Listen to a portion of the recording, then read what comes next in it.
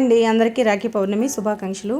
ఈ రోజు అయితే నేను మా పిల్లల కోసం క్యారెట్ రైస్ అయితే చేసి పెట్టేస్తున్నాను. లంచ్కి వేగంగా అయిపోతుంది, ఈజీగా అయిపోతుంది. దీనికోసం నేను ఒక కళాయి తీసుకుని, కళాయి బాగా కలిగిన తర్వాత కొంచెం నూనె, దాల్చిన చెక్క, లవంగాలు, అలాగే బిర్యానీ ఆకు తీసుకుని కొంచెం ఉల్లిపాయ ముక్కలు కూడా యాడ్ చేసుకుని తర్వాత పచ్చిమిరపకాయలు వేసి బాగా వేగనివ్వాలండి. దాంట్లో కొంచెం జీలకర్ర, ఆవాలు కూడా వేసుకోవాలి. తర్వాత అల్లం ముక్కలు వేసుకొని కరివేపాకు వేసి బాగా వేగనివ్వాలి. బాగా వేగిన తర్వాత మనం ముందుగా తరిగి పెట్టుకునే తర్వాత మూత పెట్టేసి ఒక 2 నిమిషాల వరకు మూత పెట్టేసి ఉంచాలండి. మూత తీసేసిన తర్వాత బాగా కలుపుకోవాలి. ఇది బాగా వేగిన తర్వాత దాంట్లో కొంచెం జీలకర్ర పొడి, అలాగే ధనియాల పొడి, గరం మసాలా వేసుకుని బాగా వేగనివ్వాలి. వేగిన తర్వాత మనం ముందుగా తీసి పెట్టుకునే వైట్ రైస్ని దాంట్లో యాడ్ చేసి బాగా కలుపుకోవాలండి. తర్వాత 2 నిమిషాల వరకు మూత పెట్టేసి తర్వాత తీసేసి బాగా వేగిన తర్వాత కొంచెం కొత్తిమీర, అలాగే ఒక చెక్క నిమ్మకాయ రసం వేసేసి బాగా కలుపుకొని దించేస్తే క్యారెట్ రైస్ అనేది అయిపోయినట్లేనండి. మీలో ఎంతమంది క్యారెట్ రైస్ తిన్నారో కామెంట్ చేయండి.